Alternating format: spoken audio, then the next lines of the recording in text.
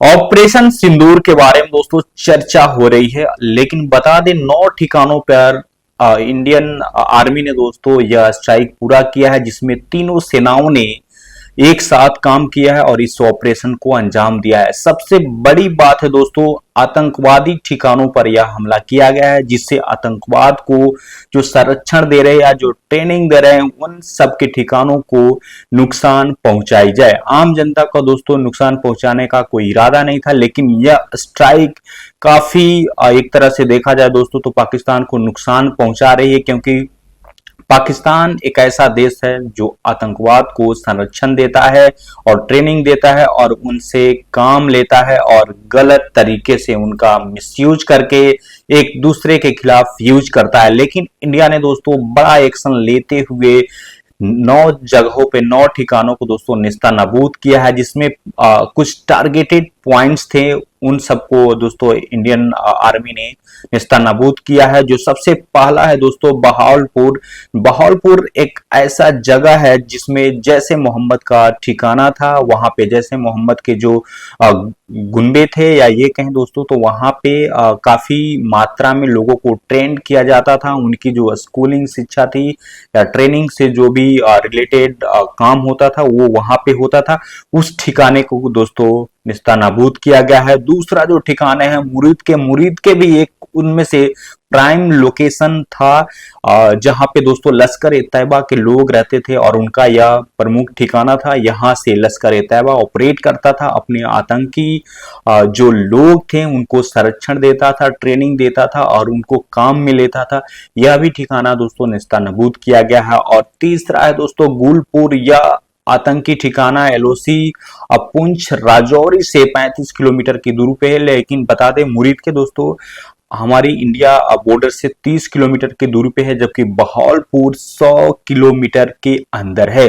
100 kilometre आप मान सकते हैं दोस्तों काफी दूरी होती है, और यहाँ पे यह स्ट्राइक एक तरह से देखा जाए तो इंडियन आर्मी की बड़ी कामयाबी मानी जाएगी। और इंडियन आर्मी ने कोई जो टारगेटेड जो पॉइंट्स थे उनमें कोई भी चूक नहीं हुई है, और यह टारगेटेड पॉइंट्स रॉ के जो खुफिया लोग हैं वो फिक्स किए थे। या प्रिसाइजली अटैक किया गया है उन आतंकवादी संगठनों को लेकर या उनके ट्रेनिंग सेंटर पर। जो चौथा दोस्तों है लश्कर कैंप सवाई। सवाई ये आतंकी ठिकाना पीओके तंगधार सेक्टर के अंदर 30 किलोमीटर दूर स्थित है। बता दें दोस्तों पीओके के 5 जगहों पे यह हमला किया गया है, जबकि पाकिस्तान के 4 जगहों पे कुल मिला के 9 जगहों पे यह हमला किया गया है, जिसमें 5वें नंबर पे आता है बिलाल कैंप। जैसे मोहब्बत का लॉन्च पैड ये ठिकाना आतंकियों को सीमा पर भेजने के लिए इस्तेमाल किया जाता था। यहाँ पे दोस्तों वो आतंकियों को सीमा पार भेजने के लिए यह ठिकाना यूज करते थे। जो बिलाल कैंप है उनमें से यह प्रमुख ठिकाना था। और कोटली एलओसी से 15 किलोमीटर दूर स्थित लश्कर का शिविर यह 50 से अधिक आतंकियों की क्षमता वाला ठिकाना था। तो एक तरह से देखा जाए दोस्तों तो जो अभी 90 आतंकियों की मरने की खबर आ रही है, यह आंकड़ा कहीं ज्यादा है, लेकिन जो अभी मीडिया रिपोर्ट्स में आ रही है यह 90 ही अभी एक तरह से सामने निकल के आई है। लेकिन यह आंकड़ा ज्यादा है, क्योंकि जो ठिकाने हैं दोस्तों कई एक जगह पर यह धमाका हुआ है और इसमें ज्यादा आतंकी मरने की खबर हो सकती है। और 7वां नंबर पे दोस्तों बरनाल कैंप, ये आतंकी ठिकाना एलओसी से 10 किलोमीटर की दूरी पे स्थित था। इसको भी हमारे सैन्य बलों ने नेस्तनाबूद किया है। उसके बाद 8वें नंबर पे आता है सज्जाल कैंप, सांबा कठुआ के सामने इंटरनेशनल बॉर्डर से 8 किलोमीटर दूर स्थित जैसे प्रशिक्षण केंद्र है।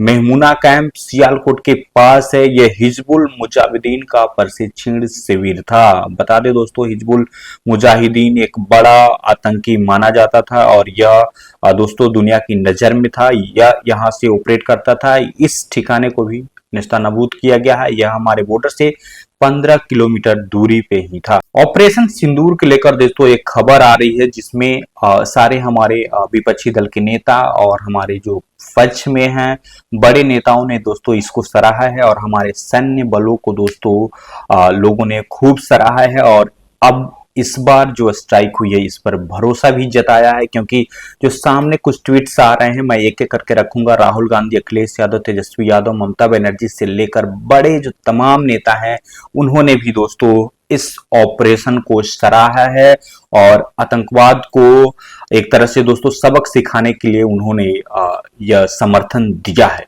सबसे पहले दोस्तों मैं राहुल गांधी का एक ट्वीट दिखाना चाहूंगा जो ऑपरेशन सिंदूर के बाद उन्होंने सुबह में यह ट्वीट की थी, proud of our armed forces, जय हिंद। यह दोस्तों एक तरह से देखा जाए तो राहुल गांधी विपक्ष के नेता हैं और कांग्रेस दोस्तों इस बार विपक्ष में अच्छी दिख रही है क्योंकि उनके 99 सांसद हैं और राहुल गांधी एलओपी हैं। तो इस वजह से दोस्तों इनका इस तरह से समर्थन देना एक तरह से सरकार को और हमारे सैन्य बलों को मजबूती देता है। लेकिन दूसरे नंबर पे अरविंद केजरीवाल जो आम आदमी पार्टी के कन्वीनर हैं और दिल्ली के पूर्व सीएम और अभी आम आदमी पार्टी एक तरह से कहें तो नई उभरती हुई पार्टी है और बहुत ही कम समय में यह अपना साम्राज्य खड़ा किए। उनके सुप्रीमो अरविंद केजरीवाल भी इस घटना को लेकर और इस ऑपरेशन को लेकर दोस्तों सराहा है। उन्होंने लिखा है, हमें भारतीय सेना और अपने वीर जवानों पर गर्व है। आतंकवाद के खिलाफ इस लड़ाई में 140 करोड़ भारतवासी भारतीय सेना के साथ खड़े हैं। भारतीय सेना का साहस हर देशवासी का विश्वास है। हम सब साथ हैं, आतंकवाद के खिलाफ एकजुट हैं। जय हिंद, जय भारत। तो तीसरे नंबर पे आते हैं दोस्तों ममता बनर्जी जो वेस्ट बंगाल की चीफ मिनिस्टर है और ममता बनर्जी एक कद्दावर नेता है, अपने बेबाक अंदाज के लिए जानी जाती है। उन्होंने भी इस ऑपरेशन को सराहा है और ट्विटर पर एक पोस्ट शेयर किया जिसमें उन्होंने लिखा है, जय हिंद, जय इंडिया। और हमारे उत्तर प्रदेश से पूर्व सीएम अखिलेश यादव जो हमारे सपा सुप्रीमो अखिलेश यादव लोकसभा में बहुत अच्छा किए, 37 सीटों पे चुनाव जीत हासिल की और उन्होंने भी इस ऑपरेशन सिंदूर को समर्थन दिया और हमारे सैन्य बलों को दोस्तों प्रोत्साहित किया है जिसमें उन्होंने लिखा है, पराक्रमो विजयते। असदुद्दीन ओवैसी दोस्तों एआईएम के जो चीफ हैं और हैदराबाद से सांसद भी हैं दोस्तों, इन्होंने भी हमारे सैनिकों को एक तरह से सराहा है और इस ऑपरेशन को दोस्तों पुरजोर समर्थन दिया है। उन्होंने लिखा है, मैं हमारी रक्षा सेनाओं द्वारा पाकिस्तान में आतंकवादी ठिकानों पर किए गए लक्षित हमलों का स्वागत करता हूं। पाकिस्तान डीप स्टेट को ऐसी सख्त सीख दी जानी चाहिए कि फिर वह कभी दूसरा पहलगाम ना हो। पाकिस्तान के आतंक ढांचे को पूरी तरह नष्ट कर देना चाहिए। जय हिंद। इसके बाद दोस्तों अमित शाह ने भी इस ऑपरेशन सिंदूर को सराहा है। उन्होंने लिखा है, proud of our armed forces, operation Sindoor is the Bharat responses to the brutal killing of our innocent brothers in Pahalgam.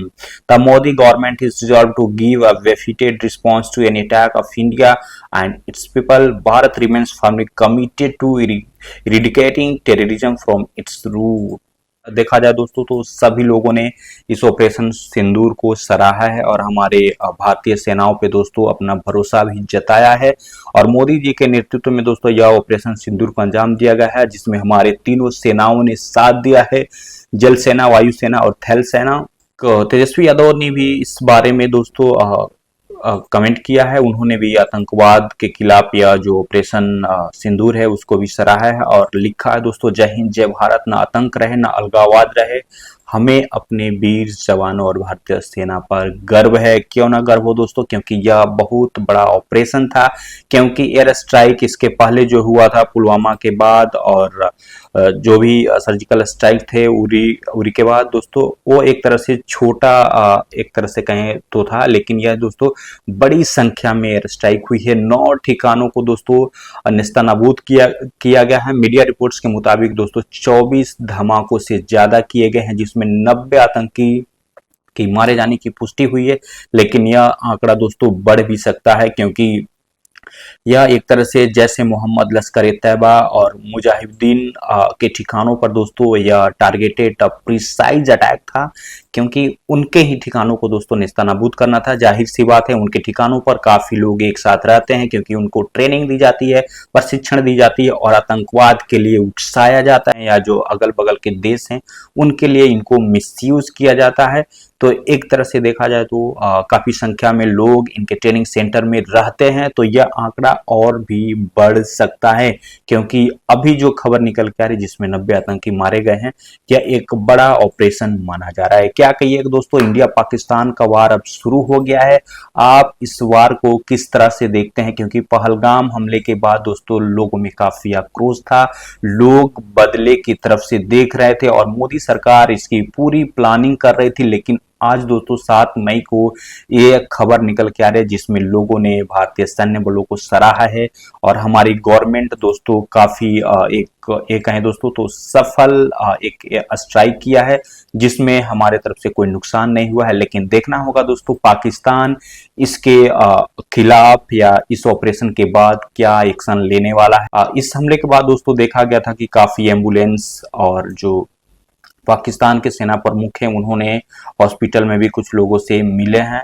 तो यह खबर दोस्तों निकल के आ रही कि जो लश्कर ए तैयबा और ये जो जैश ए मोहम्मद थे उनके ठिकानों को नेस्तनाबूद किया गया है। यहाँ की पाकिस्तान की जो सरकार है वो उनसे मिली हुई थी और उनके संरक्षण में ही दोस्तों यह ठिकाने चल रहे थे। यह साफ संदेश है क्योंकि जो वहाँ के प्रमुख हैं मुनीर वो उनसे हॉस्पिटल में या मिलते हुए दिखाई दे रहे हैं, वीडियो सामने आ रही हैं।